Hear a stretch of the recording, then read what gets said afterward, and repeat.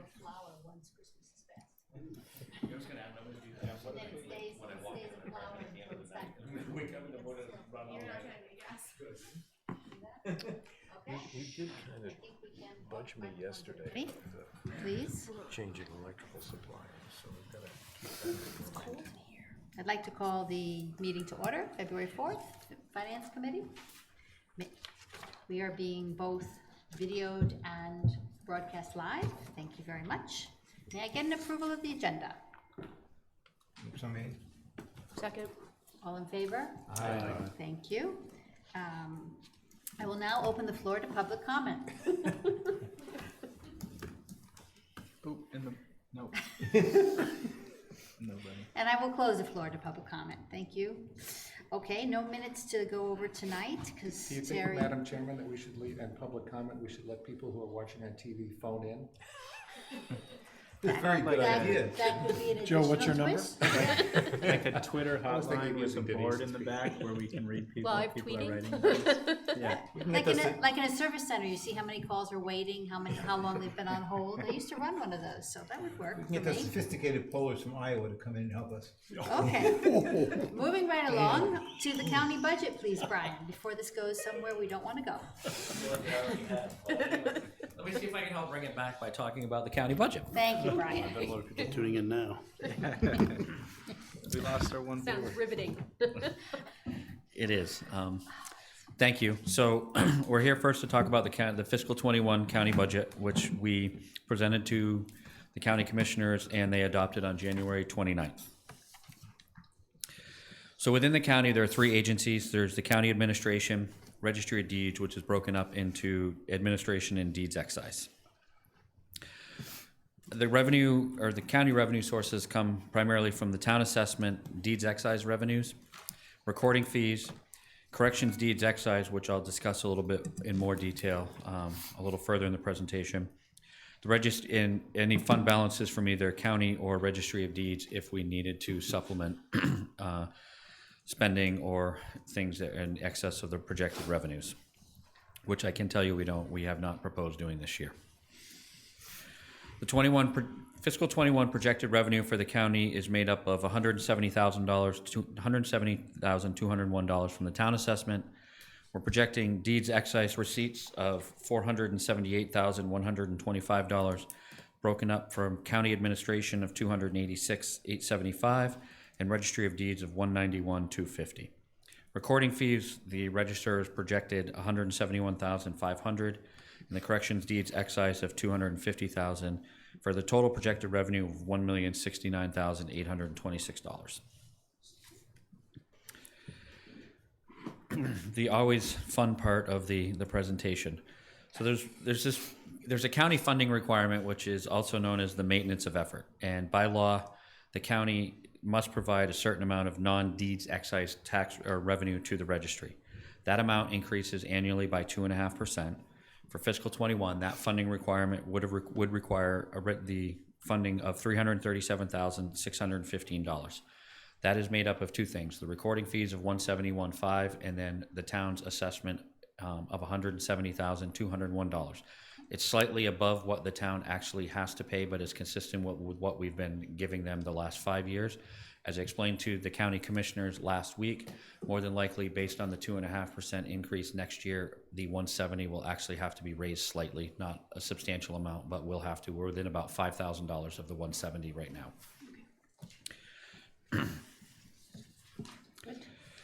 Projected expenses, county administration, which has no employees, $258,964. The majority of this is just under $200,000 worth of set-asides for legals relative to any takings or any issues within the county roadway system.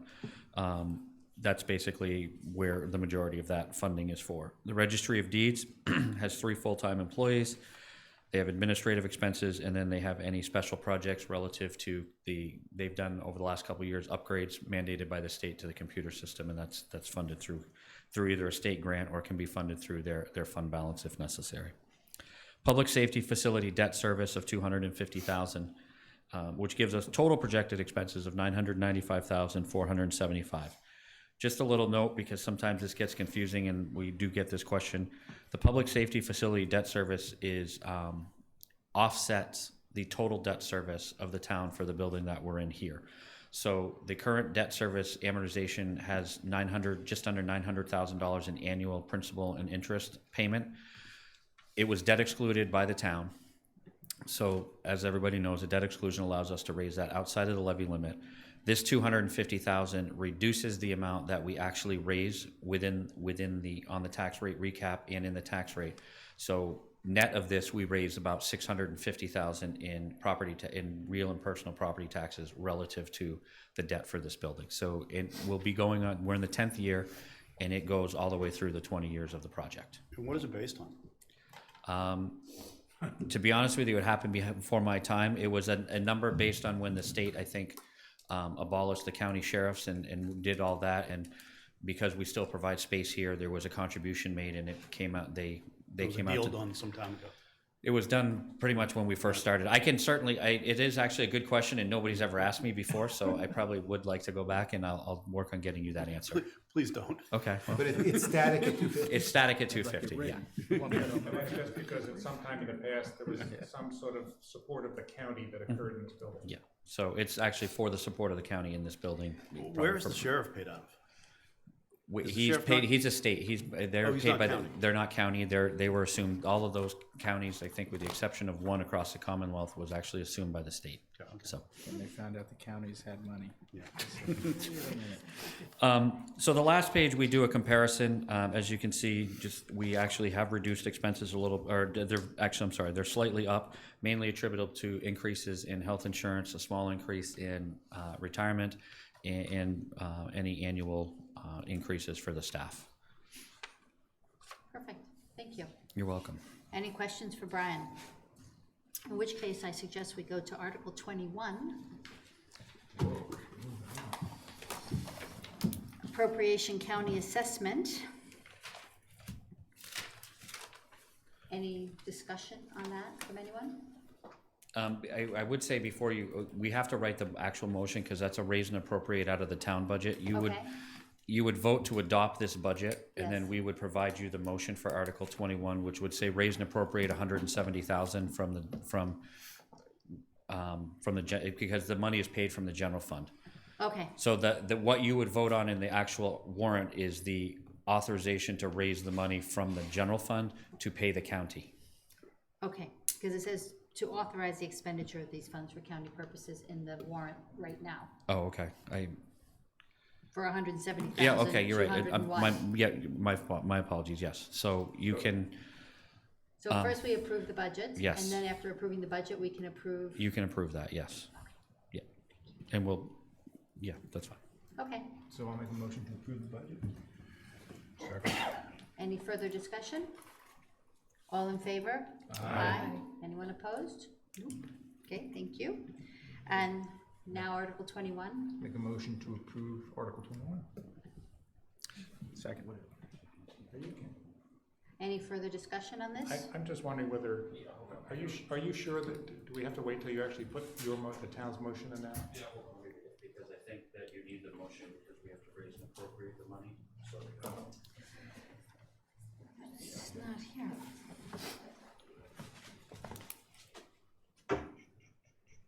Yeah, so Article 21 is actually the county assessment, which is part of the general fund. So we have to write the motion that raises and appropriates the money in the general fund to Okay. actually pay to authorize the expenditures. All right, So so we I can't would, do 20 and I would 1. ask that you, it'll be ready for Thursday for you to be Okay. able to vote on. Okay, Okay, you can do, since you did vote to recommend and adopt the budget, you could do 22. Okay. And typically that has been take no action since county yelling. commissioners, huh? So stop yelling.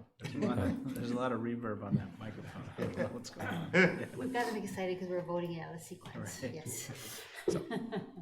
Loves the county appropriation. Yes, okay. So skipping 21 until Thursday. Article 22. I think they're all vibrating today. So any discussion on Article 22? Yeah, what is it? You don't have it in front of you? No, I do have it in front of me. Okay. We just voted on this. We already voted on it. Oh, you did, okay. 22? Yeah, Yeah, we We did, did I 22 said first, aye then for we went back to something. 21, and we can't do. yes. We didn't vote on 22. We voted the budget, we didn't vote on 22. do we? That is 22. That is 22, It's the budget. county budget. It's the county budget. That's what I Yes, but thought. we have to approve the article. No, so all 22 does, it says that the town's gonna pay Right. if the county's not gonna pay. So 22 exists in the warrant in the event that there was a disagreement between the county commissioners and the county review board being yourselves. Because you both adopted the same budget, Article 22 can have typically has been moved to take no action because there's nothing else that needs to be addressed within the county budget. This is not the approval of the budget. This is the approval of what happens This- if something yeah, goes this is the wrong fail Yeah. safe. between the two. That is the fail-safe that would be 22. done if there was a disagreement between the two. Correct. Even though it Approval of says the appropriation. Okay. Move, we take no action on 22. Thank you. Any I second? think, Second. what did we vote on? a few Further minutes ago? discussion? You voted to adopt the county budget.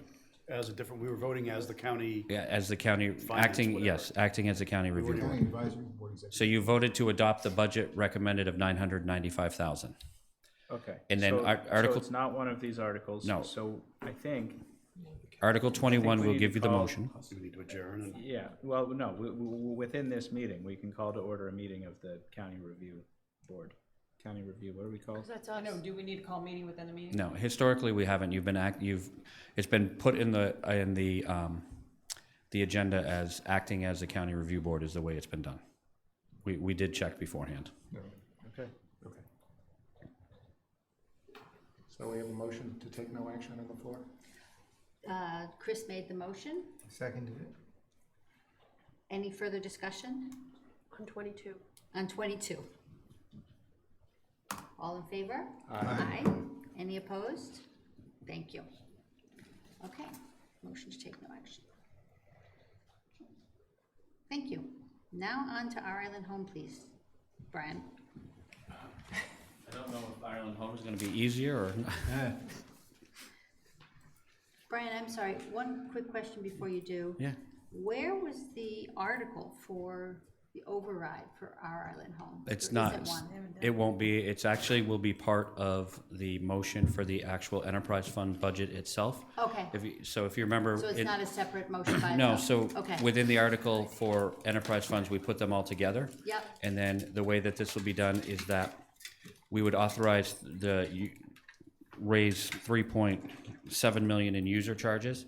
Then the second line would be raise and appropriate from real and personal property taxes and other revenues, $5 million. And then underneath that, it'll say that this is subject to a Proposition 2.5 override and a subsequent ballot vote. So that's how it'll be written in the motion itself, in the body of the entire enterprise fund article. okay, thank you. Okay, Our Island Home, please. Okay, so on the summary page, as you'll see, we have projected $3,761,000 and $817 in revenue, with projected expenses of $761,817, which would leave us a $5 million deficit, which under net sources and uses, you'll see that we have, we're actually gonna change this for the presentation that we put online, but under general fund subsidy, the $5 million, which is the proposed override. We were able to raise the revenue from the budget in 20 for a couple factors. There is a revenue source that we are getting every year from the state that we hadn't budgeted over the last 2 years, and we believe that we can comfortably budget that, and we have budgeted that at $100,000, and that is the direct care payment from Mass Health, which we do get every year. So we're comfortable in including that into the budget, unlike in past years. We have raised the revenue in the Medicaid patient revenue by $351,000, and that is based on the increase not only in the rates that we're getting from Medicare, but also in terms of the patient count, the census and the number of people that are in the facility on Medicaid from Medicaid. So based on that census count increase, we feel comfortable, and the change in the rate, that we can raise that and not create any stress on the situation. As we always discuss when we discuss Island Home, and as we always mention, this is one of the budgets, we monitor them all, but this is one that gets heavy scrutiny between now and all the way up to town meeting in case something dramatic happens, such as the census drops by 10 residents and we need to make some other changes, which did happen last year at one point. But it is, at this point, the consistency of the census at a higher level than it had been last year, we feel confident that we're okay in raising the revenue above where we had projected last year. And we'll see, because of that higher census, we'll see that in the revenue numbers in fiscal 20 as well. And on fiscal 20, what's the outlook? Well, we're ahead of revenue projections right now based on that increased census, but also based on increase in changes in the amount that we're getting per patient per day. So that actually is going to generate, without the increased census, it was going to generate roughly just over $200,000, we believe, in additional revenue. So with the increased census, we feel confident that will not only do better than the budget this year, all things remaining equal today, and then be able to reflect that in a go-forward basis. All right, thank you. A lot of the increases here relative to this are, we added a contractual obligations line, which is $100,000, is relative to the fact that there have been retirements and transitions there, and when that happens, we need to be able to do those leave payouts, and we haven't set up a special purpose reserve fund for their island home like we had done a couple of years ago with the general fund. So based on that, we recommended putting this in the event we needed to cover something. Again, with everything like that, if it doesn't have to be used, it won't be used, and if not, then it would fall to retained earnings. So the other substantial increase really relates to the general insurances. We've been having extensive discussions with our general insurances, and we're actually looking at probably about a 12.5% to 15% rate increase. So we've covered that here in this budget as well. And then you'll see in the professional services line, it's up by $150,000. A vast majority of this, excuse me, is relative to the use of travel nurses at the facility. And then there's a portion of this, there's a contract tomorrow night for an interim administrator on the select board, or excuse me, yes, tomorrow night for the interim administrator. The way that we've chosen to handle this in the fiscal 21 budget is we've left the administrator salary in the salary line item. We've increased the professional services by the difference in the potential contract and that salary in the event. That way, that will get me through a period of time, and if we end up hiring somebody beforehand, then I don't have to try to do another transfer at town meeting. If we don't hire somebody by town meeting, then we would obviously be at town meeting asking to transfer that portion of the salary into the professional services line to cover that contract. But it's, I don't know what the timing is going to be, and I'm trying to prepare for both sets of outcomes at the same time. So that's the way that I kind of chose to leave the budget and do that. Go ahead, Peter. Why did the traveling nurses cost more in the insurance? I would think they'd almost cost less. Do they get the same exact benefits, or? Traveling nurses are $3,500 a week, and they get no benefits from the town. So a traveling nurse is somebody who comes here from a staffing agency, and it's $3,500 a week for a travel nurse. But didn't you state, maybe I misunderstood you, when you were talking about the increase in healthcare costs, that was because of the traveling nurses? No, traveling nurses, yes, traveling nurses do not receive any benefits from the town whatsoever. Okay.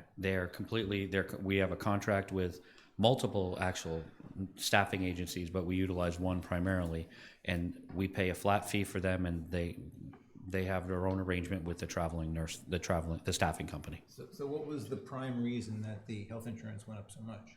Well, health insurance is going up approximately 9.5%, but that's based on medical care inflation and just our actuarial analysis of ours.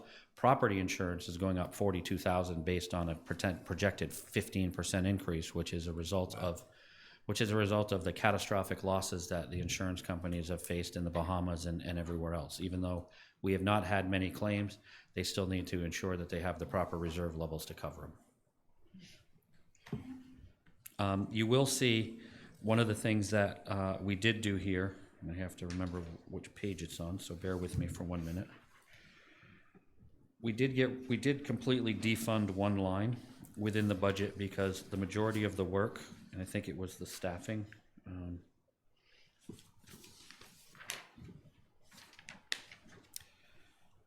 to find it because I can't see it. There was one line that was completely or primarily pretty much 100% defunded, which may be, I have to remember which line it was. I Not your apologize. indirect costs. Pardon me? No. No. No, okay. The staff development line, I was looking at the change line, which was why I was having a hard time. It's on, it's number 68569. And the reason that we were able to take that particular line, that out is that it's not that we're not doing staff development there, but those duties, we had a retirement there and those duties are being assimilated by others within the building itself. So in discussion with Rachel, the assistant town manager, we felt that because those duties had been assimilated throughout other staff that we could zero out that particular department at this time. Brian, how much of this budget did the departing department head own, and how much of it did you have to kind of develop before he left? I guess it was pretty recent departure, so I'd imagine it was largely. He was only there a year, right? Pardon me? He was only there a year, right? He was. So in answer to your question, there was an initial budget put forth and it went through reviews, and then after the transition, the assistant town manager, Rachel, and I went back through it and looked at it and made adjustments that we believe reasonably could be made. But a majority of it is still the same. Is Rachel acting as acting right now, or where at the Island acting Home? director of the Island Home? I Again? believe so, until tomorrow night. Can't dodge that. Because she's licensed, right? Until tomorrow night, and after that contract is in place, then we will have an interim administrator who will be acting as the interim administrator. Thank at you the for Island doing Home. this, because usually we'd have a director to pick on. Hopefully I'm doing okay, so. You're doing great. Thank you. So we did go through it after that and kind of, like I said, made adjustments. We did make some others, and we are at a recommended budget that right now we're comfortable with, and we believe will provide the services necessary to operate the facility. If I missed this, I'm sorry. The CPE receipts that come in retroactively, so we always budget zero for them, and then we call yes. them retained earnings or something after. Yeah, the so, fact. excuse me.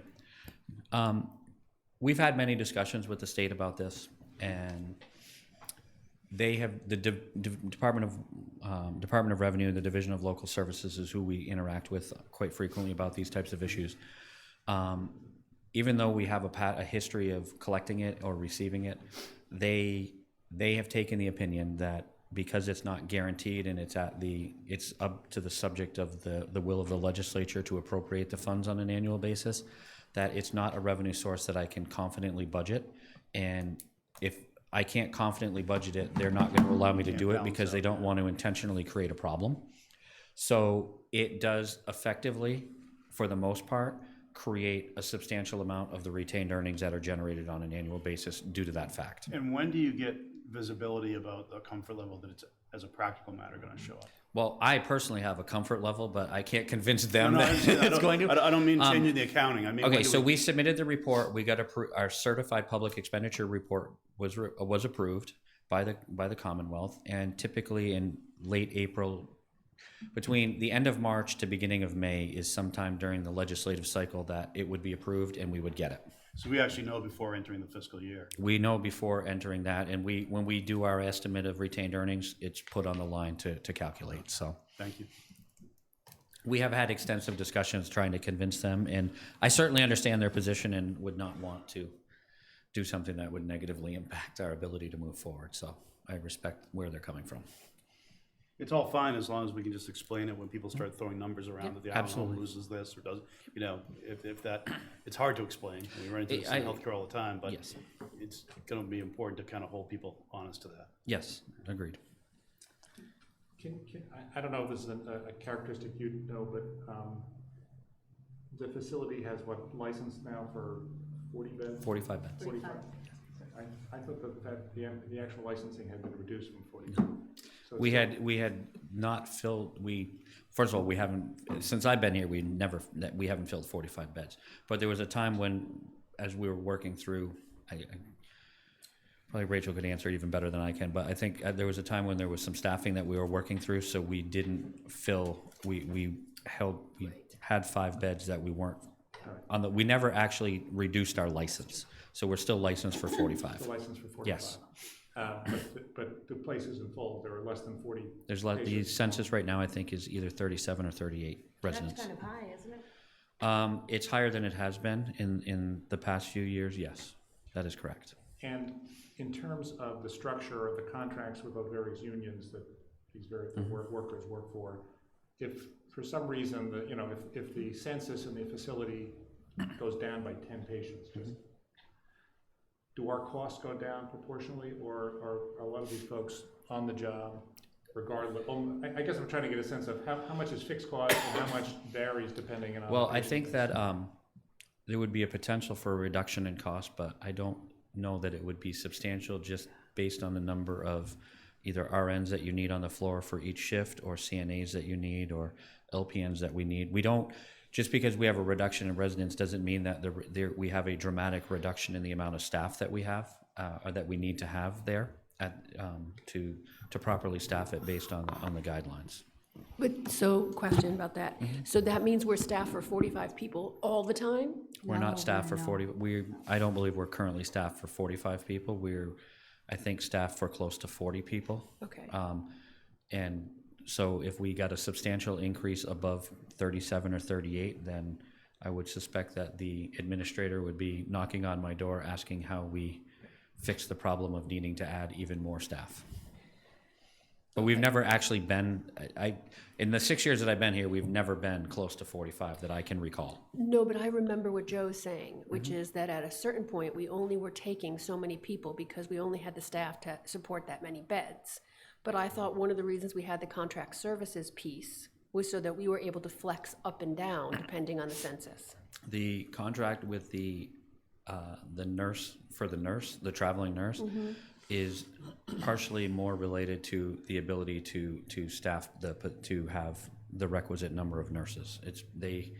There's been a challenge at the Island Home to fully staff with town employees, registered nurses. So that's because of a requirement to have so many, and we can't continuously ask the number of the current employees to work continuously with no rest or continuous shifts of overtime. We had to make that decision to go to an outside agency. Right, I remember that. And Brian, when you get a traveling nurse at $3,500, that include housing? That does not include housing. We pay for the housing. We cover the housing? Yes. And how long is their contract for? Can they come in? Can you call them when you need them for a week or 2 weeks or 3 weeks? I'd have to go back and look. I don't know if there's a minimum, but most of the traveling nurses that we have been here for at least 4 or 5 months on a rotation, it's and more some of them wanted to stay longer. So it's a long-term. It's a solution to a long-term problem that I don't know that we're going to get out of providing at this point right now. Although it does give you the flexibility of It does. If we experienced, as Joe had talked about, a dramatic decrease, then we would reduce one of the reductions that we may be able to entertain would be a reduction in the traveling nurse, which would be more of a cost savings. So how many open positions are there right now? I'd have to get back to you because I don't honestly know that off the top of my head. Okay. And what about the overtime line here? It's $2,000, which seems low Well, I considering we're think that not. overtime is actually spread through multiple lines because the way this budget is done, or it should be, quite frankly, so there's overtime in just about most every, if not all of the lines. Don't forget, this budget is built up based on departments being RNs, CNs, dietary, laundry, so just about every department here does have overtime in it. So I think the question would be, what's the total dollar volume for overtime? How many open positions are they? And how many traveling nurses does the $450,000 fund? So that $450,000 isn't exclusively for traveling nurses. If we have one traveling nurse for 52 weeks, it's $182,000, not including the cost of providing them a place to live. There are other things that go through that we have to pay. This contract that is on the agenda tomorrow night would be funded through there for however long. And then there's other professional services. It could be any type of consultants or other things that may need to be done. They're also paid through the administration professional services line. So the 450 is not strictly for traveling nurses. and/or the interim administrator contract. We have contracts with CLA and other outside entities that are paid through professional services for compliance with various types of reporting. So those are all paid through that line. Right, so now I'm looking at these other overtime lines, and it's quite a bit of money. So I'm wondering about the traveling nurse versus the overtime. It's about 183,000 if eyeballing it across. The overtime's 180. But it is, but to Brian's point though, it's picked up at a bunch of different Yeah, places. I So see that, can't but you connect have it to an look, RN or a right. CN or Right. maintenance or whoever. It's No, I mean, the thing that everybody has to remember too is that we allocate based on this. The budget's voted as essentially two lump sums, so we have the flexibility to within the way that it's voted. So if overtime is high in one line, we do have the ability to move the budgets staying within that bottom line. So, but we, to the extent possible, we certainly budget it and to the best of our ability with what we know at the time. On the revenue side, Brian, the budget for Medicaid revenue is 1.75 million for fiscal '21, an increase of 351,000. I assume that's all census related? It's Medicaid census- rates don't go up They do, actually. We had an increase in Medicaid rates. We actually, 1%? a little more than that, actually. It's on a per day basis, so it ended up being more than that because the Medicaid rate also factors in building improvements and cost of building improvements that you fund to get to the ultimate rate. So we worked with CLA, and the former administrator did a lot of really good work on building the case that rate needed to be higher, and we were approved for a higher rate. So the 351 is a combination of the increased census and the projection that will continue, as well as the new rate. Do you know roughly, I mean, is it 5 extra patients, 3 extra patients expected on average for the year, or? I think we used actually 5 extra. We used a census of 37, which is right around where it's been. For fiscal '21? For 21, yes. And that was done in direct discussion and consultation with Rachel, who has clearly a slightly better understanding of the residents there and what's there. And you're betting that private pay insurance is going to be the same fiscal '21 versus '20? Yes. So I guess what I'm getting at is, in theory, if the increase in census doesn't happen, the $5 million override may or may not be enough to cover the deficit. Well, excuse me, not necessarily, because we get CPE, and even though I can't budget But we don't know if we get to, I know. True, but if that were to happen, CPE would, to the extent possible, would be considered an actual revenue source during the fiscal year. That would be so that we wouldn't end up in a revenue deficit. So it would reduce at the end of the year, ultimately retained earnings, but it would create a situation where we did not have that deficit. Now, to your point, if we had a drop in the census and we didn't get CPE, then we potentially would have a problem. But because of the constant review of this budget, we would actually have a plan already in place on how to manage that so that we didn't need more than the override. Which we have. I mean, I think 2 years ago we actually did at town meeting a transfer because we had projected that we may have a shortfall in revenue. So it's a budget that we are constantly reviewing. So I do understand the question, but I would hope that would not be a situation we would find ourselves in, that we would have caught it in time to come up with a solution to correct it. I mean, it's a very difficult situation. I appreciate everything that you do and that everybody in the town does, but it's a fiscal bad situation. And the Ain't town getting is better. looking at it. I mean, it's not Yeah. Oh, no, I just know. sitting there saying, okay, well, it is what it is. There is work group, in fact, Brian and I were at it yesterday morning for an hour and a half, talking about alternatives and, what needs to be done. So I know that the town is looking at it, but there won't be a quick solution to anything here, so. Peter's raising his hand. Peter? Sorry, patiently. Patiently. No questions for you, Brian. A few years ago, as a member of this group in the Capcom, and at the same time, we were designing the kitchen for the NIS school, and we were using a great person in New York City to design. We designed the kitchen such that it could act as a satellite commissary kitchen. It's owned by the town. So we over-engineered that kitchen to have a strong potential of a few department heads, if they got together and thought about it, It's a good idea. they could deliver the food from there, cook it there and deliver it. Because when we as a group look at this once a year, and you see, oh, it's $160,000 to feed, well, that's not true. It's $160,000 to buy food from the food service. When you look at the salaries and their benefits and their insurances, and you look at the heat, light, and power, and you look at the repair and maintenance of an antiquated kitchen that's there, that I think I was on one of those groups with Dave Frederickson going through the building. You're really talking about 1.4 million, which represents about, there's a potential of saving 20% on your net loss, call it $1 million. If you just, as a community, we're able to work together as a couple of department heads. That's what I would do on the private side, and I know it's a little bit difficult, a little different on sometimes the municipal side. But those are some things that, whether we want our island home there today or tomorrow, it doesn't matter. But I don't think if we don't take some step and advocate its existence, because I'll tell you where I am at the end of the day, but I think you have to make some hard decisions. So it's a bit deceiving, because we serve about 33,000 meals based on the occupancy. And it's costing us $34 a plate. But the food that goes on the plate is only $4.50.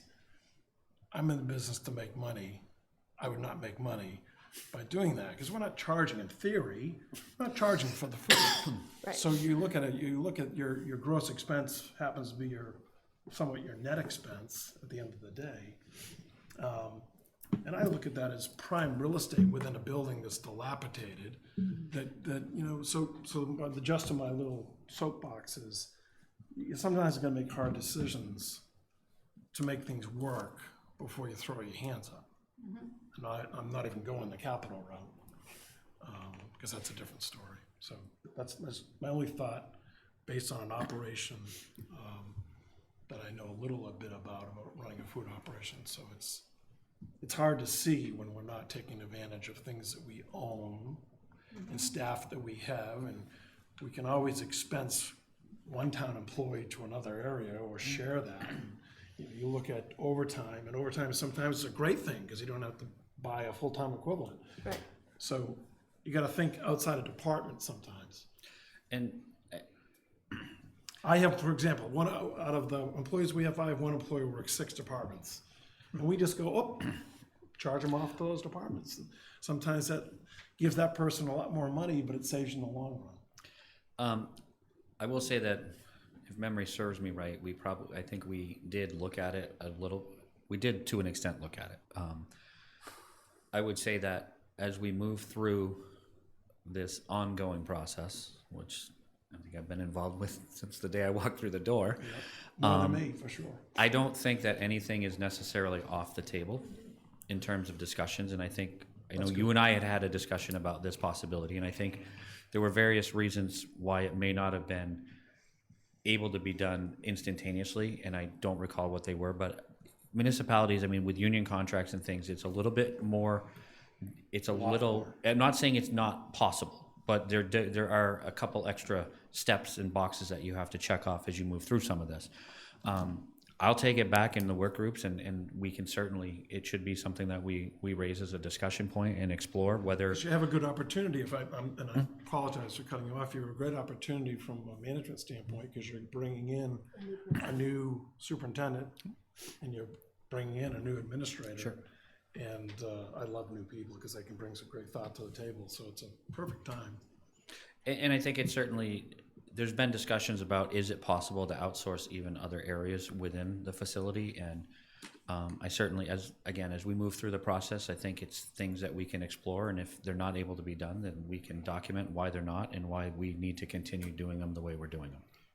And what's great about it in particular is it's something that can be done now. So you don't have to worry about, is it a new facility, is it not a new facility, are we building on site, are we not building on site? All of those issues can run in parallel to doing something like this. So I think that's another thing that is appealing from my perspective. Well, if you look at that wing physically, in theory, if you lopped off that wing, then whether you want to build your thing there or not, just gives you more ground that you own, more flexibility. And the kitchen needs repairs. And it's higher so- land, and, you know, Were you suggesting that Medicaid is on a cost-based reimbursement? It's on a per patient, per day reimbursement. But is the rate based on costs? I have to be honest with you and tell you I'm not 100% confident in how the formula is Just when you were calculated. suggesting some of the, We did get a higher rate based on varying factors, which gave us a higher per day rate. And one of the things you run into this sometimes is if the government stuff is based on cost base, which technically aren't at the hospital, but in effect are at the hospital, you don't get any money by cutting, or you get only the percentage of your government pay, or you don't get the percentage on the government pay thing. So it could be that the government's paying $35 a plate, and if it costs you $15 a plate, they're paying $15 a plate. So we just got to understand the revenue models as it relates to the government pay stuff. which is true, I would be naive to that. Any other questions about our island home? The housing that you pay for the traveling nurses, what line is that in? professional services. So it's all in that same line? And that's a requirement of the contract that we Sure, have sure, with sure. them, so we're. Anything else? No? Thank you, Brian. Thank you, Ally. Thanks, Mom. Thank you. Okay. So, on to the articles. Enthusiasm is resounding. Oh, yeah, excited. Okay, everyone. Look at my little cheat sheet here.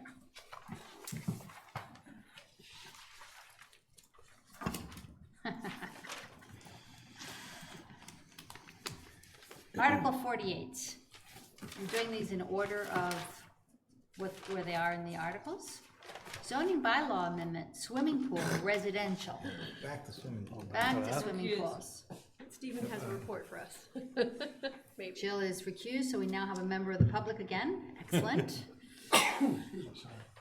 So Leslie did give us, before we go into the article, Leslie did give us a handout of R1 and R5, how many lots there are in R1 and R5. And now we know that there are, so the article proposes 7,500 feet as the minimum lot size. And in R1, there's a total of 554 lots. Now, what she couldn't tell us is if there's already pools on any of those. On R5, there's 186 lots greater than 7,500 and 15,000 square feet. So that's the R5 lot size. And so together it's 740 lots that would be eligible to have a pool. She can't tell us how many pools are already on those two designated lot sizes. There are about 900 pools on Nantucket, and asking Stephen for a very detailed number of 11,000 homes on Nantucket. It's 6.7% of the home sites is what we're talking about here. So just to put some numbers around, because we had questions about numbers when we were discussing this last night. And just to make sure I understand, Denise, the numbers you went through, the roughly 740 building lots that would be, that's Eligible. they're 7,500 square feet and larger? And larger. So there's, for example, in R1, there's 170 lots between 7,500 and 9,999 square feet and 10,000. Do we have the obverse number? How many, but what is, if this regulation were to pass, how many homes would be forbidden to put a pool? In other words, how many building lots are we taking away the right to build a pool for? Yeah, that's the question. 740, does that become 500? Yes, I don't know that. Yeah. We didn't have that number. So I don't know today of the ones that could have a pool, they won't have a pool if it goes to Right. 7,500. I don't know that number. Okay, We she didn't give us that number. She didn't have the ability to get that number, is my understanding. Or? Can I make a point about that? Sure, As a of member of the course. public? Yes, as a member of the public.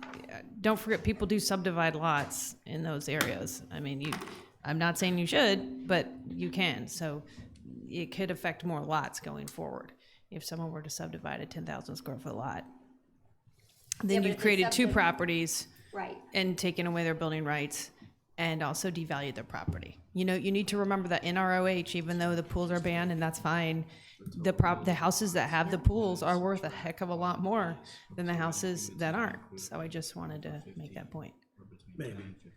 or above 7,500. You know, and So you then can we subtract talk about the 554 900 from pools that we 9555, have now. and that gives I mean, it's us- relatively new, if you think about it. It's like in the past 5 years, we probably have gone from about 100 to 900. That's correct. You know? Yes. Oh, she did give us that number. Okay, good thing Stephen reads way better than I do. So in R1, there'll be 405 lots subject to pool prohibition. And this number includes any lots that may already contain a swimming pool. And in R5, there's 372 lots subject to pool prohibition. The same comment. That's just based on square footage or taking into account the impact of the setback? Taking into account, I believe, That's- the that's- 5,000 to 7,500. That's only lot area, So there could be some that as a practical matter because of the new setback rules correct. would be. Or would make they'd that have number a higher. thing that's smaller than what you might think of as a pool. Right, yeah. Large bathtub. Okay, so that's the, any, So this is affecting 700 people, roughly. could affect 700 Could. people if it was to pass. Again, 700 people that are generally with lots under 7,500 square feet and are generally in, if I remember, They're all R1 or within R5. R1 or R5, R1 and they all have lots under 7,500 square feet. I watched the meeting last night, and I know that Denise and Chris did as well, so I'm sure they have their own take on it. But what struck me was there didn't seem to be consensus among the planning board members about where to go with this, except that they all wanted this issue to be raised at town meeting, so that voters could have their say on it. But they gave it a positive recommendation. But, So this is the part where I get confused. but it's a really important distinction. It was a really learning process for me. Do you want me to keep going? Yeah, Yes, no, please. Because what they brought forth this is not a citizen motion that they gave a positive or negative recommendation around. This is their own motion, and if you watch the meeting, they brought it forth in the spirit of, okay, let's see what people see, see what people think. Now, there were true advocates for it, don't get me wrong, of course there were. But we're faced with a very different question, right? Because they were really voting on, do we bring this to town meeting? Our issue is, now that it's at town meeting, do we endorse it or not, which is a really different question, and that wasn't clear from before. And it opened my eyes to where else has this happened, frankly, when the select board or any other group brings forth an article where it may be, hey, let's see what town meeting thinks, but we think they've endorsed it. Right. And that definitely wasn't the case from what I saw. I have a question too. If we vote for this, the financial impact is that we're limiting the tax revenue off these houses that could potentially have pools, correct? Correct. So property values would not increase, and therefore the taxes would On not these increase. 700 homes. That's correct. they And didn't have a pool. all of the same issues that come about when we were talking about gas-powered leaf blowers, this has a direct impact on all of the pool installers, landscapers who do the hardscaping around them, the service companies, et cetera. The other point that was raised in the meeting that I thought was very interesting was contrasting this with the, I guess it was Nantucket, right? Where the Nantucket Association came forward, the residents of Nantucket came forward and said, we want this enacted for our neighborhood to control the destiny of our neighborhood. There was no survey done, there was no neighborhood representation from within this neighborhood, which is largely kind of Brant Point, Hubbard Ave, that, back to the cliff, and then there are pockets of it elsewhere.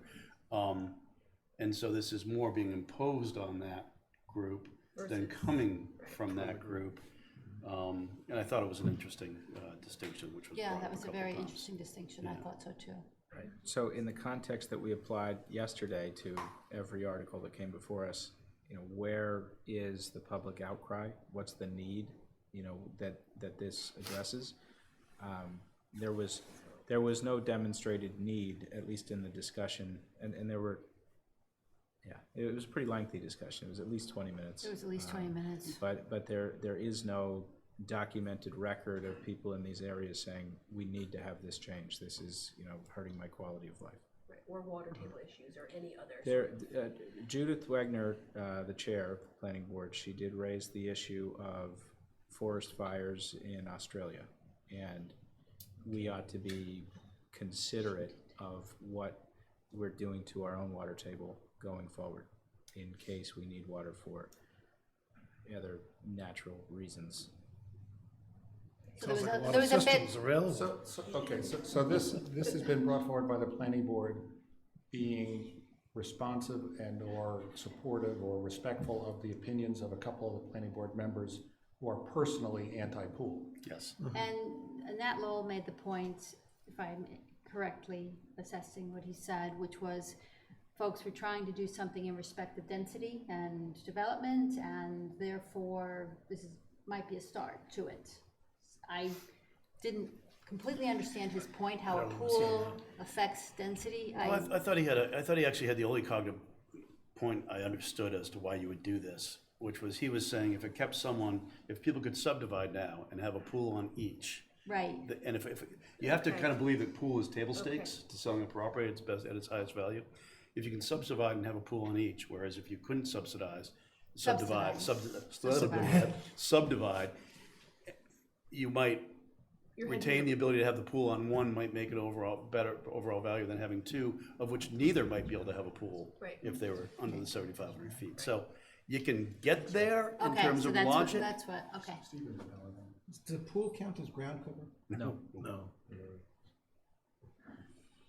Interesting. That's what last year's article proposed, that it did. Member of the public?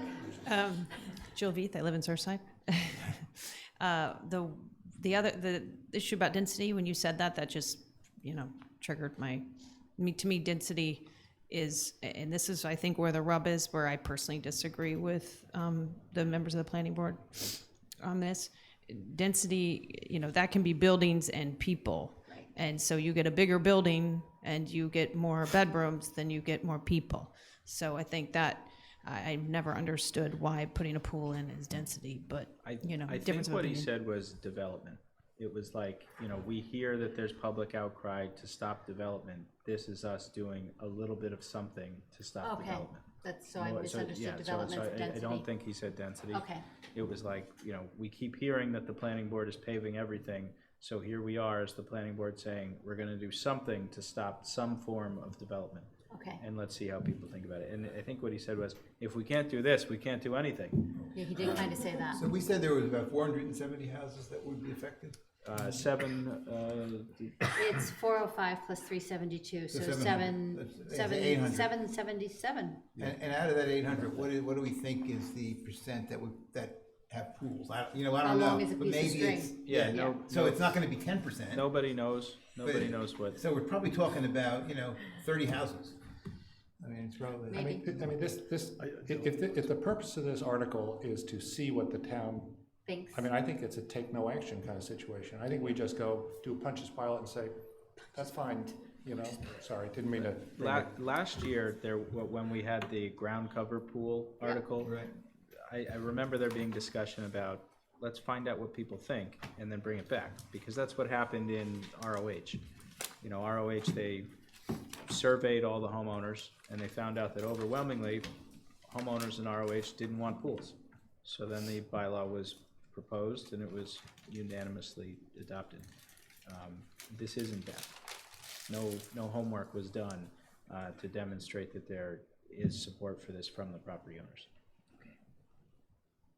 Are you making a motion, Joe? I think we have a motion. We have an open motion that's been seconded. Well, I was, No, I made a Yeah, motion no, Chris yesterday. had a motion Oh, you yesterday did? that we tabled. What does that mean, so- table? Does that mean it's still? Open? well, I guess technically we're discussing I that. think we can pick it up off the table.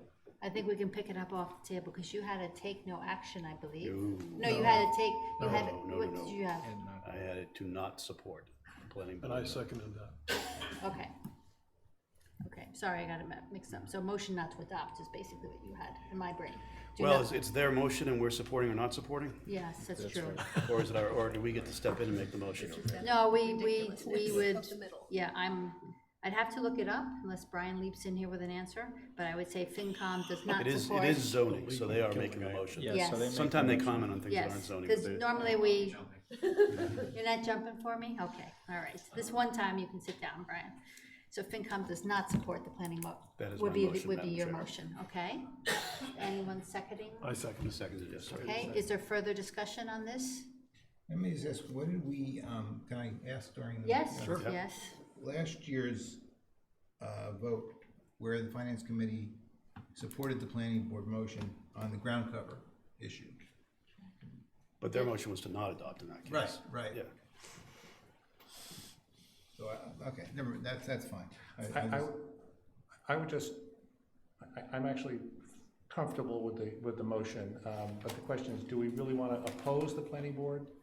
Or if we wanted to undo the current motion and do a take no action, sort of step out of the way and just sort of let the planning board step up there on So- the question is whether we want to actively oppose or just do nothing, so to speak. So I don't think that take no action is an option here, because we need to either support or not support their motion. You know, we don't actually make a motion here, so we can't make a motion to take no action. Guess we just Why remain not? silent. We can could say make we a have no comment. opinion, in effect, right? Well, then we could just do nothing, I guess.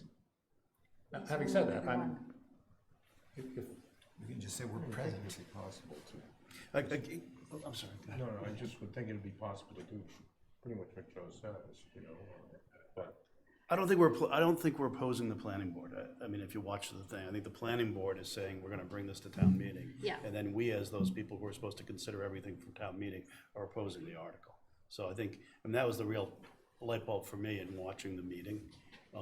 That planning board, even the proponents of this said, hey, we'll bring it forward and see what people say. And I think we can be the representatives of those people, who, having done all this digging and this work, and make our recommendation. That's my view. I'm comfortable to vote on it. Okay, is everyone ready to vote? Sure. So the motion is, let's see if I get this right. FinCom does not support the planning board motion. All in favor? Aye. Aye. All opposed? Aye. Aye. Okay, Or two no. opposed. Okay, thank you.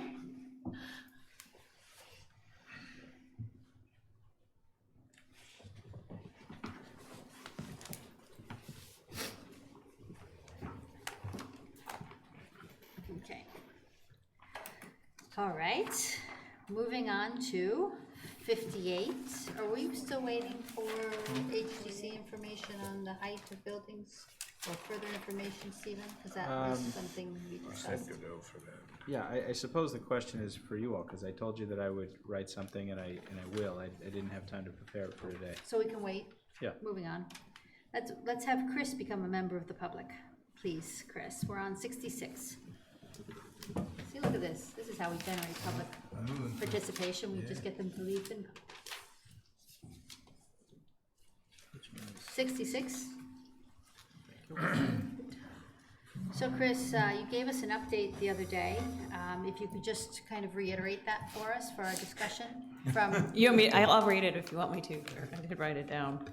well, we have, Do you have his new language? he got a update from Sarah today. I No, I did. got that yesterday during the meeting. I haven't gotten anything further. Oh, you haven't Unless gotten anything Did you say today? anything further on it? I thought you did it last, hold on a second, let me just pull up mail. You may have saw the one that I got last night during the meeting. Maybe you didn't get that one. Wait, give me a second. I have my mail I up. thought it was done. That's another one. Shutting my trap on this finally. I know. So it was, yeah, you're right. It was yesterday at 4:22. Thank you, John. Chris, I suggest pursuing the non-binding resolution. Okay. Yes, you're right, it was yesterday. So do you still need me to recap, or are we good on where we stand? I think I still want the wording, but let me pull up your wording. Here we go. So what we're voting on is to see if the town will vote to request the select board to seek prior approval of town meeting prior to implementing paid on-street parking. And just, So that's, I'll probably remove one of those, the appropriate prior when there's a double Sure. prior in there that I'll remove when prior I give. approval of the town meeting prior to. Like saying no. So that reads a little different than what I wrote down. I probably wrote it down wrong, but I thought it was just paid parking, but you're saying on-street parking. It's always been paid on-street parking. So nothing to do with the town lot No, or, nothing to do with that. It's always been paid on-street parking Okay. has been the subject here. So nothing to do with valet or anything like that they might put in place. So, Want me to read it again? no, I Oh, have a it's question. exciting. Okay. The goal is to have the town meeting vote to approve whether or not the selectmen can approve having meters on the street in the town. Not meters, Well, paid, Yeah, or it's the not- little, Paid, if anything. little kiosk, whatever it's gonna be. whatever it is. Some mechanism. Well, how do I put this? I mean, The goal now is to ask the select board to bring that decision to town meeting. That's the And not goal of make this, it themselves. which is inherently non-binding, right? We're requesting, and they can respectfully decline, Okay. I'm sure.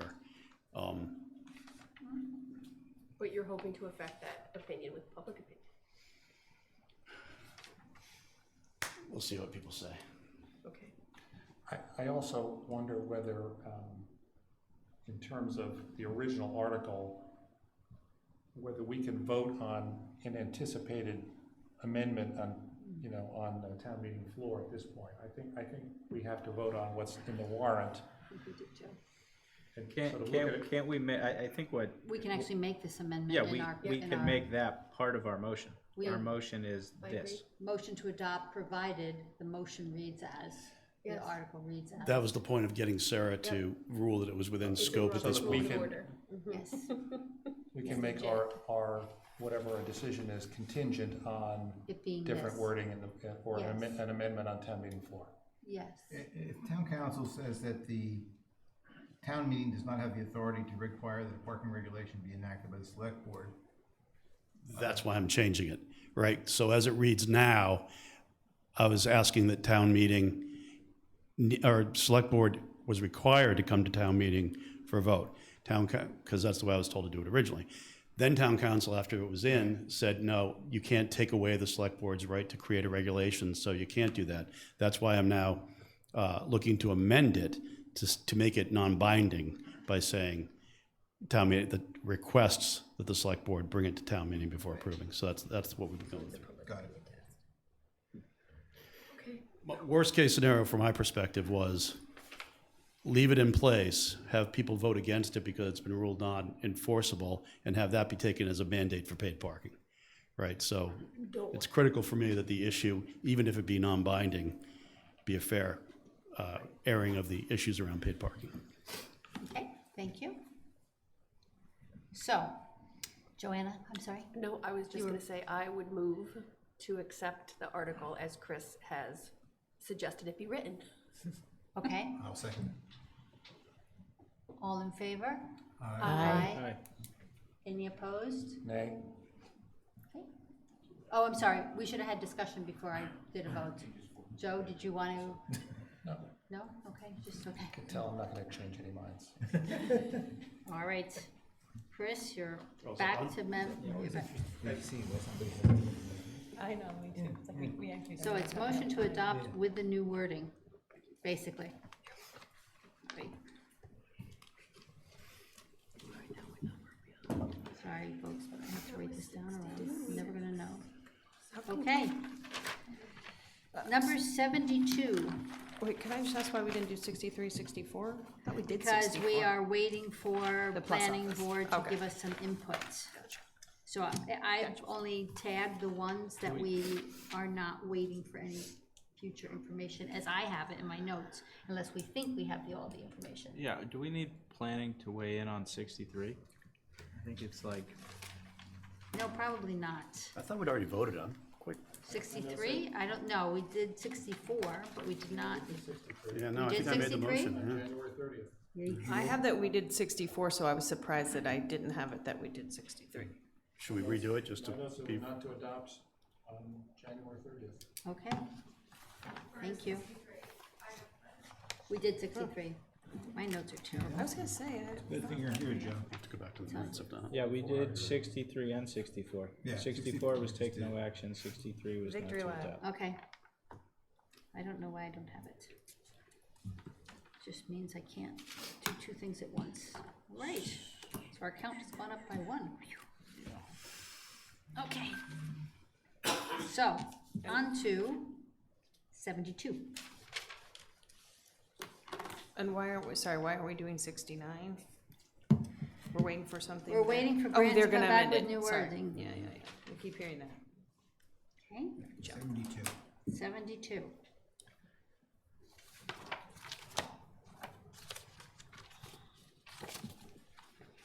Open the floor for discussion.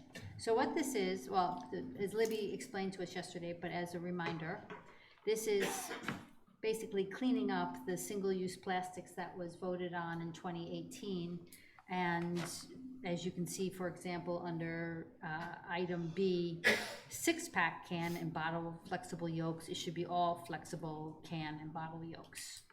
And in conjunction with Mr. Mandel's Article 73, he has stipulated that he is happy to go forward with the town's version of the plastic ban as amended here on 72 for this time, instead of proposing his more comprehensive article that he had originally submitted to us. So that's a little bit of the background as a reminder. Motion to adopt? Second? Any further discussion? Now at least I remembered to I ask. well, I'm a little surprised I included compostable plastics as a general thing, because I thought that was sort of No, debatable. exempted. Right, that's what I mean, exempting compostable, because I thought that was sort of a little debatable about sort of which of those are actually compostable, and I'm actually surprised I made it in, but fine. I think they're cleaning up the language of plant-based It only to takes 90 compostable. years for the plant base wants to. It's like a hot dog. Yeah, so maybe it's an error term, maybe you're right, that's fine, they know more than I do, so. Okay, so any further discussion after that? Well, I just think that we're gonna be seeing more of this. I mean, Ron Mandel, his article is incredibly detailed. Sounds like he's been willing to compromise and go with the town's Oh, it's gonna be modification. back. Yeah, oh yeah. And it'll be back with, It will be back. I think the belt is gonna be tightened on this as we go forward. So, Which I think is fine, and I appreciate that he was willing to let a year go by and let them digest this first one. And it is all over the country. I mean, you go into supermarkets everywhere, you see everything in cardboard packaging now instead of plastic. It's good. The, Not that wonder I if we disagree get- with Never you, seen Peter, that. but I don't Yeah. see that. I've never I seen think that. we're ahead of the curve. No, Really? I don't, Oh, that's absolutely. You go to the Cape, I see it, yeah. We are behind the curve. I don't. We're behind the curve. On the plastics business, yeah. I mean, I thought that was the whole reason that we haven't seen this implemented in the Stop and Shop, is there was a case made that Yeah. the suppliers of these products need time to catch up, because they don't ship these same products in the packages that we're demanding Ask the to their Cape restaurateurs stores. on the island when they were told, and we've been planning well ahead of the curve, and they're laughing at us because they say that we're one of the only communities in the Commonwealth that's taking this sort of action. There's a few, but no way. Well, We're in the minority, which is good. I'd rather be there. No, but what I'm referring to is basically, Coca-Cola is not packaging something specially for Nantucket. They're packaging it for many towns that are having this requirement. Correct. That is correct. Yeah, so when you go to a supermarket on the mainland, you're gonna see a 6-pack in a cardboard rather than in the yolk. Yeah, That's all I'm saying. Haagen-Dazs is moving to put all of their ice cream in stainless steel tubs, right? I mean, it's gonna The trickle. refillable, the Yeah, refillable. it's gonna trickle our way. I mean, at It's the, above my ice cream budget. Can you imagine? I just have one snarky question, which is if we move to gasification, will we start repealing these articles? if we move to what? Gasification. as that's probably 7 years in the offing, we can put a placeholder on that, Jill, and maybe talk about it 6.5 years from now. I'm just curious. Running out of fuel, bring in your old plastics. We need it. Oh, okay. Well, there's no more market to buy the plastics. Nobody wants to buy it. Okay. Okay, so are the discussion completed? We have a motion to adopt in second. All in favor? Aye. Any opposed? The ayes have it. Okay, thank you. Thank you. We're at 78, Is outdoor somebody lighting. listening, do you think, to us who has the power to adjust the microphones? I think the base has to be turned down. Where's the controls? I Anyone Yeah, else? I have no idea. no idea. Can't access I mean, it's in that room, but We don't have a key. Which room? anyway, The I one just with the thought red light maybe on? if somebody's listening to us. It's all about the base? Yeah. Is that what you just said? Oh, that's good. It's all about the base. I actually heard her and the whole Trainer family on the radio this morning. Oh, really? Okay, Yeah, Elvis Duran in the morning. Well, Okay. she's certainly done well for herself. 78, Put that in the record. moving on. Outdoor lighting. I'm gonna stay away from the microphone. 78. So this was the discussion we had last night with Ms. Sperry. Now, we have had subsequent discussions with town administration, who have indicated that they will not implement a nightly inspection Even if we service. vote for it. So just so we're aware of that. Yeah, there's union issues, there's all sorts of issues. It's not, Yeah, it's not so in the straightforward. offing. I think we should encourage her to come back next year with a different one that says basically no up, and we have these things already, but enforcement of no uplighting and that kind of stuff, rather, this is. There already is enforcement mechanisms. I mean, it's a complaint-based system like every other portion of the zoning bylaw. If you have a problem, you report it, and then you report it again if somebody doesn't deal with it. Yeah, I mean, I respect the proponent's, interest in the issue and her passion, but I completely disagree with her. I just don't think there's a big problem, and there are methods to deal with it if you think your neighbor's lights are too bright, so. I think there's a couple different issues here. I think there's the night sky issue is different from the neighbor's spotlight shining in your house, and Right. so I agree with everything I'm hearing. I am sympathetic to the notion of people taking an interest in the night sky issue. It kind of breaks my heart when I look over at the intermediate school suburban glow that now comes from the southeast of my house, and I wish there were ways for people to be more aggressive about dealing with that. So I am very supportive of the overall notion of what I would say is half of this article, but the article is not workable. I would say that half a dozen letters to the editor would be more appropriate way to deal with this. I agree. I think eventually some sort of enforcement, whether it comes about by complaint and repetitive complaint, is there. But it doesn't seem together enough to really And there's pursue. no documented history of complaints going unresponded to. But it starts, it has to start somewhere. Right, but what my point is, it has started. People make complaints, it wouldn't be true to say that people complain about lighting and it doesn't get addressed. People do complain about lighting, it does get addressed. Nobody's on staff through the night, but if you can document things without somebody having to stand there and see it. We all have cameras in our pockets. There's ways to get at this. They can be shamed on Facebook. I did ask about the airport turning the south ramp down. They didn't much want that. Right? They're usually so receptive to us. Okay, Representing Okay, yourself. so, do we have an appetite for a motion? Motion not to adopt. Second. All in favor? Aye. Any opposed?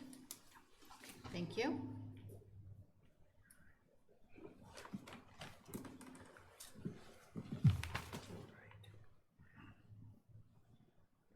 Okay. 81, we won't just, I'm gonna jump back to 79 in a second. I started on 81, so I'm gonna finish my thought. Mr. DeCosta will come in on February 10th, because he's off island still. I reached out to him today, and Jill, the land bank, will come in on Thursday. I called them. Thursday. Yes. I called them today, and they will come in on Thursday. Great. Okay? Brian, will you be here Thursday? If they're coming, can you be here Thursday? Is there anything better Okay. than this? Thank you. Excuse me. Thank you. 79, noise bylaw amendment, gas-powered leaf blowers. So, as I said yesterday, I reached out to some people, and I did have a conversation today, and the gist of the conversation was, this is where we will be going over a period of time. That's what the industry's going to. It's not a bad idea. It's not a bad idea from a actually carbon monoxide issue, more so than a noise issue, and that they were uninformed as to whether the issues about can you move wood chips with one or not, an electric one, they just didn't have an answer to that. The other comment was that other places who've done this tend to give a longer runway to adapt it. Meaning instead of 10 months, which was what this would be, it would be a couple of years to allow the smaller companies who may not have a cash flow able to switch over everything. And then there was a general discussion about it would have been interesting if this had started like the straws did, where it was more of a groundswell in a what's the word? Not groundswell. You know, Grassroots. Thank you. There we go. Literally grassroots. Yeah, right. More of a grassroots moment, got people excited about it, got people to move over, and then later followed up with, okay, now that 80% of the landscapers on island have already voluntarily done this, let's go ahead and put in an article. So there was some discussion about that. It's with not the a big person. enough issue. I mean, the plastic So- thing is a big issue. This is minor. Anyway, so that was, I'm just giving a report No, out no, on my I understand. discussions that I had in respect of this. I just want to make the point, and I raised it last night as well, but this notion that sponsors can put their own explanation with no fact-checking in the warrant is bothersome to me. You know, there was no data represented by Julia when she was here or given to us in any handout that says that there are a growing number of complaints. We also don't know that the use of these tools is actually increasing. You know, there just isn't a demonstrated problem. But to, you know, write it here, it looks like it's fact. And it doesn't say that this explanation comes from anybody. It just says this is the explanation. And that's a problem for me. I agree. That is, it's fluff and bother and nothing substantive. Yeah, Well, we it's looked, exactly the same as the issue we just had with the woman with the lights. She didn't have any data either, or it didn't have any. Right, you know, Well, I think the real problem was, this came up last week, and I don't know if you all were here then, but we kept saying, what is the problem? And they want to tell you what the problem is, and then you think, oh, wow, I didn't know there's a problem, okay. Oh, I agree with you, Stephen. I don't know what we can do about in the future in terms of what can be in the warrant, but you don't get to go in and create a problem and make it look like it's endorsed by the town because they printed it on town paper, you know? yeah, we learned from Libby this afternoon that if something is submitted physically within the article itself, where the signatures are, you have to print everything. Yep. So that was why explanations got in on some of them, because they were also basically stapled to the signature page. Or maybe it should say I claim or wish to something. explain that off camera. Because now we're gonna have 87 articles next year with explanations that we're gonna have to print. Well, but maybe they could say claim You're or, assuming there's 87 people watching. Well, it does strike me that whatever Well, they'll our, all be Act Now articles, Yeah, but right. they'll all have explanations. whatever our vote on this article is, we certainly can put a comment that says the finance committee, you know, is concerned about undocumented assertions by proponents or something. I mean, we can certainly make a, Yeah, I think that's valid, because I think that has, you know, it certainly impacts the way I feel about this idea. You know, it's fine to say that you want something, and it's fine to say that there are documented health benefits or environmental benefits, but it's not okay to say that complaints are rising if you don't in fact know that complaints are rising, if you haven't even asked to get the records of the number of complaints. anecdotes aren't data. I just have a question about the noise bylaw, just so I understand it. Is it before 10 o'clock on the weekends that they're not allowed to use this equipment anyway? No, Just it's, Sunday? I think Sunday. And then you can pray they don't use it on Monday. by the way, they can use the equipment. I mean, they can use, just remind people, the landscapers can buy these products now on their own. Right, of course. Battery-powered Oh, leaf blowers, and a lot of them do. Well, I think Yeah. I think there's some assumptions that they're missing the point, because the assumption is that every one of us on this island uses a commercial landscaper to work on our property. And just like when I was involved in golf club management, I'm never worried about my license applicator of pesticide or use of a blower. I'm worried about the Tom, Dick, and Harry and Wilma who don't know what they're doing, whether it be electric or gas or pesticides. So let's face it, it's the untrained resident landowner that probably makes more noise because it takes them longer to blow their leaves around the yard or spray their Roundup or whatever it is. Yeah. So if I would have brought this to this group, I would have said both residential and commercial use, if you really want to put a teeth into something. Yeah, but what came out last week is Because then that, now you have to have a person stand aside and say, do you have an applicator's license? Do you have a license to use that? And once again, you're Right. to a system where it takes money, it takes staff to enforce. I think last week, what came out is, it's really the big commercial landscapers, that they're the ones that were talking about the wood chips. And that's not going on as much unless it's at a construction site or you know, that's not the everyday leaf blowing that's going on, I don't think. So that did come out last week. But you can't separate the two. You can't say, Right.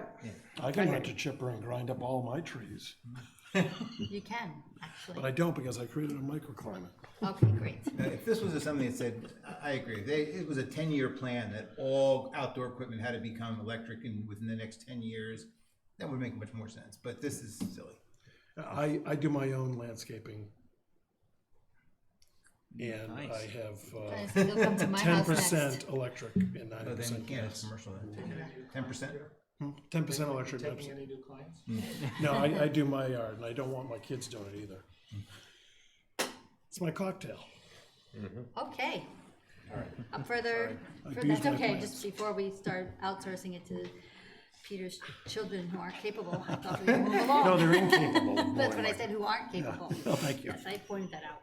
They're probably So, watching at home. yeah, other things we love to have broadcast. Yeah, I kind of think Act Now wanted to get something in, and they came up with these two not well thought out articles. And I imagine with the staff they have there, the next ones that they present us will probably be a little bit more. Because we didn't want to talk about it, I love the article about the transportation. I hate to skip back to that, but if I can. Yes, please. As an operator, when the steamship changes its schedules on when food trucks, or I hate to say alcohol trucks, come on island, that screws up. It really does screw up. And if you can put some teeth, that's why I asked a question of Julie a long time ago. Have you met with steamship? If they can create a program to get those trucks off first, I'll promise you, because I start work at 6:30 in the morning on every day of the week, it frees up traffic. You bring one of those off the boat later on, good luck. And there's so many, look at the commerce that's on this island with the number of liquor licensed food establishments, stores that deal in food, and who deals with it, it's all us. You can't get it there. Then why do you approve licensing? Why do you have restaurants on island? And it's logistics, ladies and gentlemen. And to me, I hate to say this, it's simple. It's a simple solution. It's working with timing. It's working when you can get it here. I mean, last week, Peter, we had several restaurant tours here. Did we? We had, Good. I'm I'm sorry. 30 people here for the leaf blowers and the Was it more for the transport. trucks? More for the trucks. And more for the trucks. I support. But the leaf blower ones were interesting too. And their point was they all were opposed to it. The transport one, that they did not want to be there early in the morning, that their license doesn't allow them, this was Cost of some of doing their business. comments. I'm That's just just relating me. what the comments were last week, so the Right, people there who was some showed up. discussion from local attorneys about, I guess just one, Rick Bodett, who noted that there's a specific section in the noise bylaw that prohibits offloading of trucks until, I forget what it was, 7:30 in the morning. So that would need to be addressed. And I think what you're talking about is spot on. If you could get the steamship to stack which types of delivery vehicles get on which trucks, then you might have something. But They until used you to do have it. that, See, that's the crazy thing. yeah. They used to do A it. few years ago, it was working, and all of a sudden, boom, it changed from a steamship perspective. The reason it And changed, traffic was, the reason it changed was because of the growth on island and the need for petroleum-based fuels to support it, and the need for the steamship authority to that's what's coming up carry first. and carry, not carry anything but a full boat of hazmat.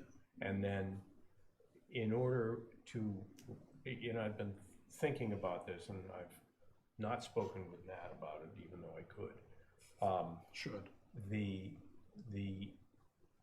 The only likely solution that I can come up with, barring the steamship authority spending another $20 or $30 million on a boat, is to run a midnight freight boat to bring over the hazmats, all on that. But when you do that, you've got to work with those shippers and change a substantial, although not full, portion of their delivery model.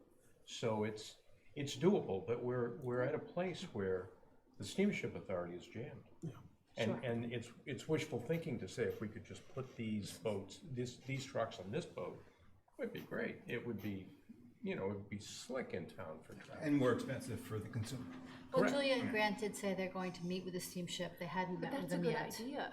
They hadn't met with them yet, so they're going to, that was what they wanted to do before they came back to us with proposed alternative wording for Because the if they didn't have that transportation in one. front of them, if they didn't have a sort of an agreement, then why, we should not vote for it. Okay, so can we go back to leaf blowers?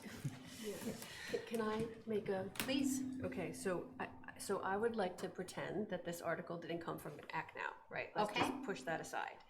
Which What one? if- The leaf leaf blowers. The leaf blowers. What if we change the article to say that all commercial and residential and gave a 2-year deadline?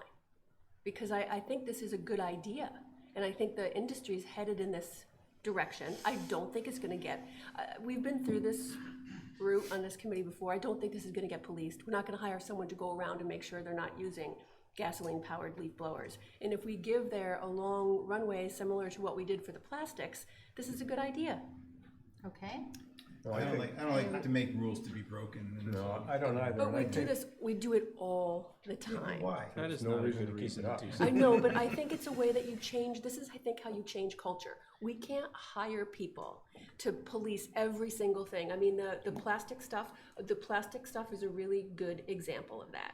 We've had, I don't know if you guys all know this, Roberto, he has had to give away, he's had a standard of having recyclable plastic containers for a long time. No, not Roberto has had it. The town town. of Nantucket Right, has but had it through the for, health department. you A probably long know, Peter, time. like 15 years, But longer no than one's that. going around. And it didn't do it.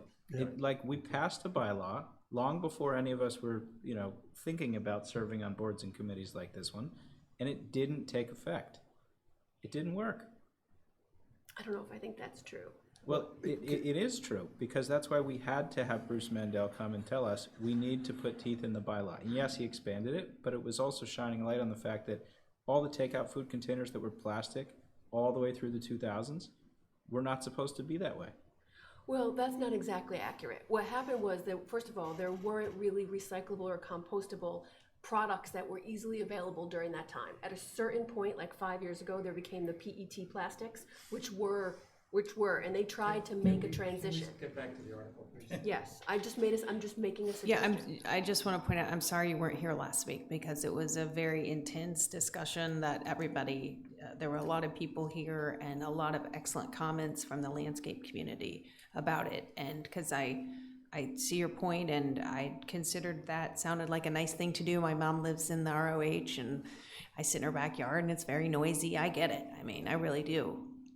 But they made some really good points about how that product is not strong enough for some of their work, and that they were actually going to have more hours and charge their clients more money to spend more hours to get it done, because what's on the market isn't suitable. It's suitable in some cases, but it wasn't suitable for all of their customers. Yeah, go ahead. I'm sorry, I'd also just have to add, it's not just leaf blowers. I mean, it's weed whackers, it's hedge trimmers, Agreed. it's lawn mowers. Agreed. It's, How about planes? I'd like to bring that in.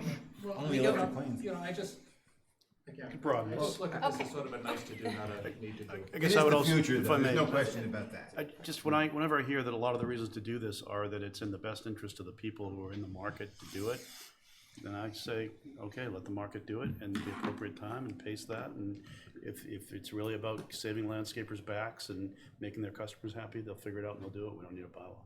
okay.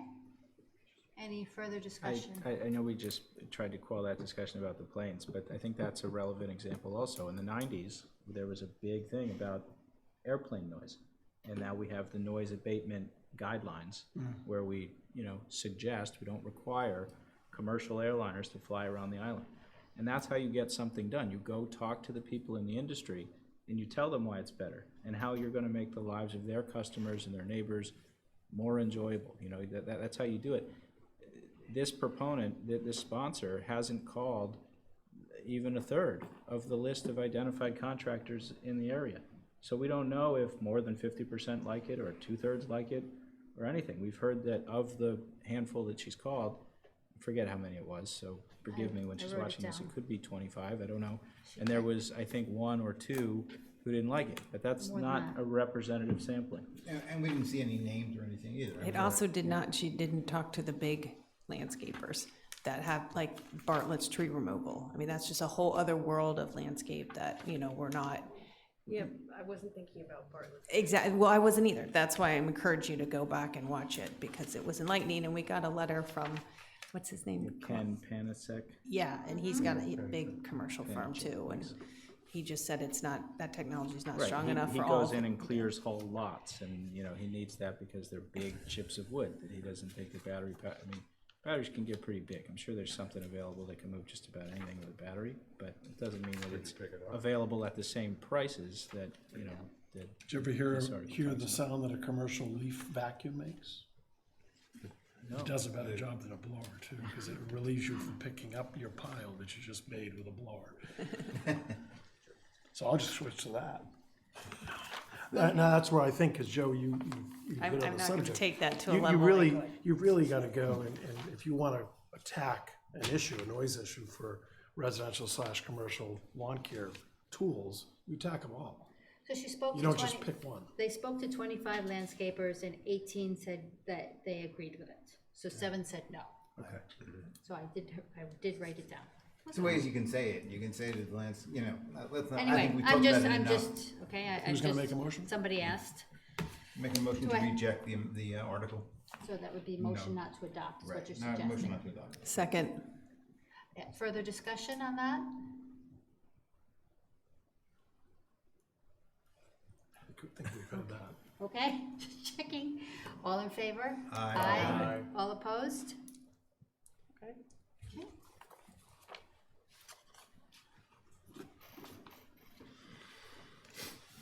Okay.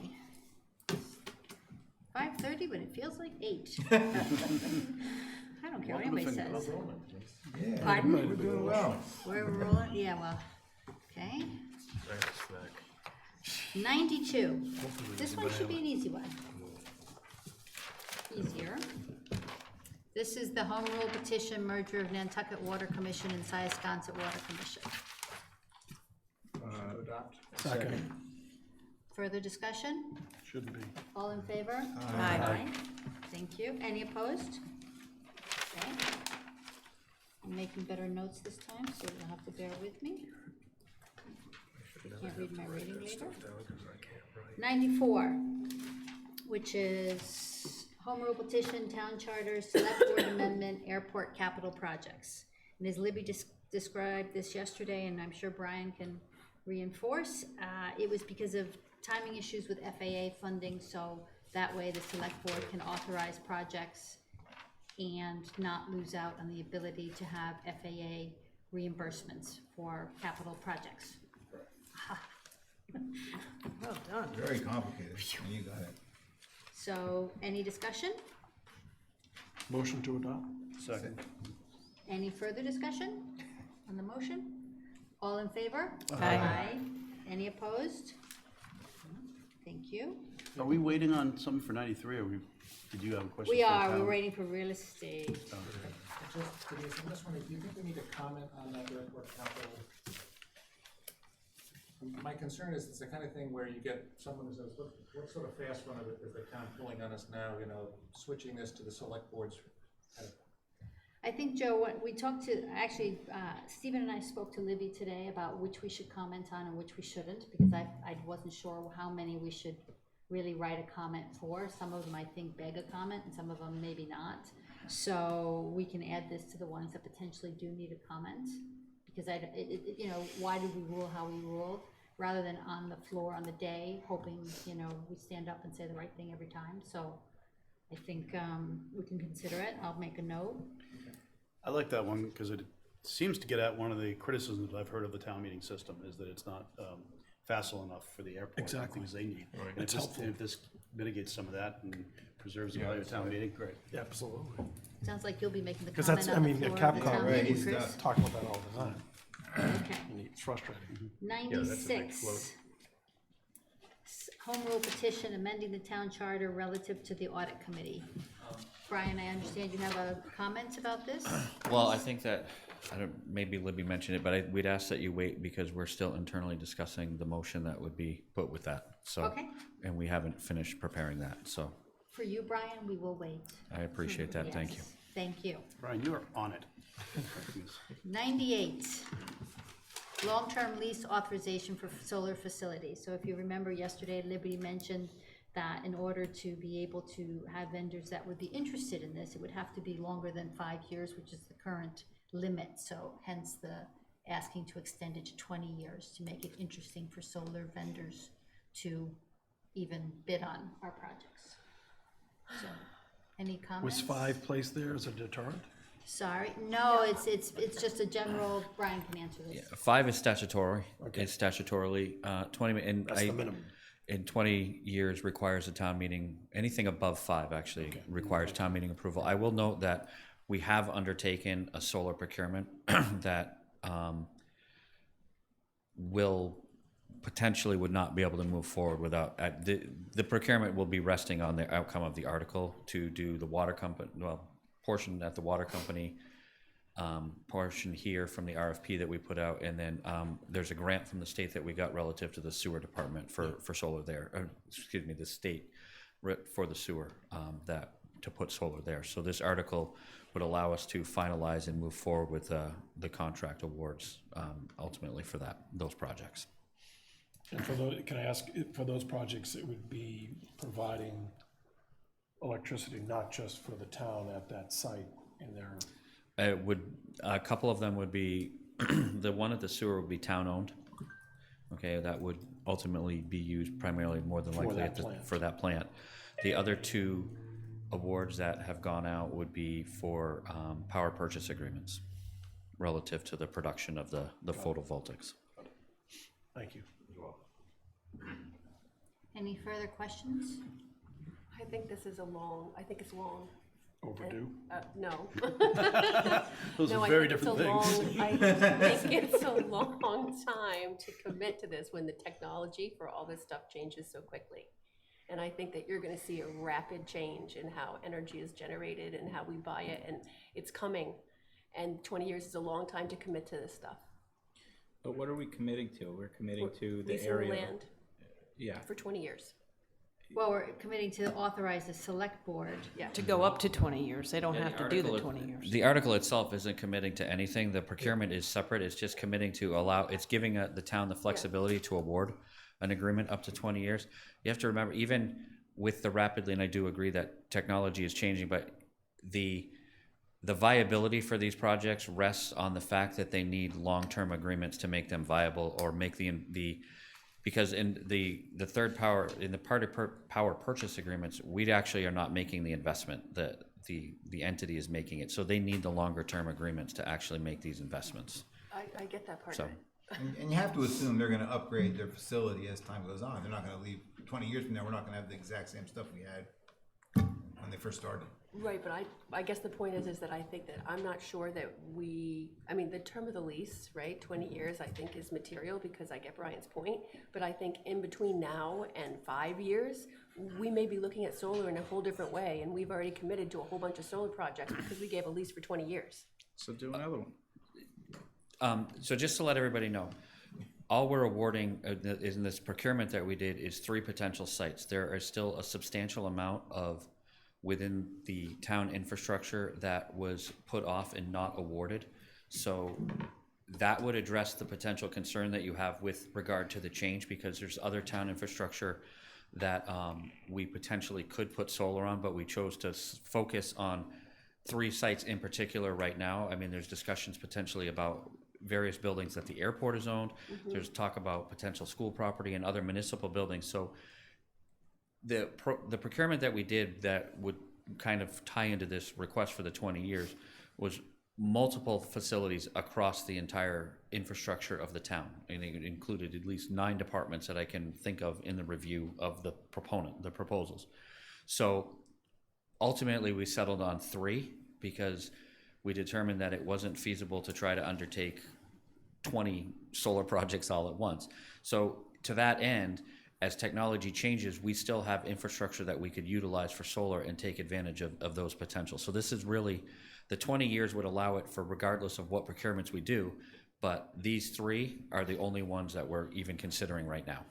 So there's it been- gives you leverage. It gives with us that, leverage and the ability to do and the this. ability to save some Yeah. operating costs. Yes. Because you're talking about something that's gonna power a town plant, not my house or your house. No, I understand. And it's So- town And lands. I think that I do agree that technology is changing, and I don't necessarily like the thought of 20-year contracts, which again is why we probably removed some of the facilities and the infrastructure to see where technology goes rather than locking ourselves into long-term on every particular facility that we have.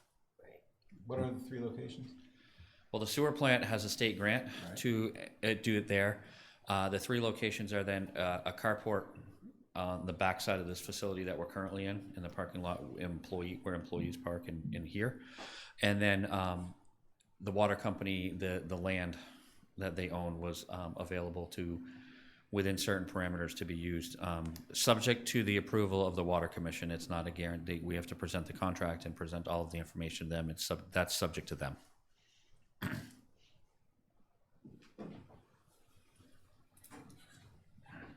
Any other discussion or questions? I would make a motion to adopt as written. Second. Any further discussion on the motion? All in favor? Aye. All opposed?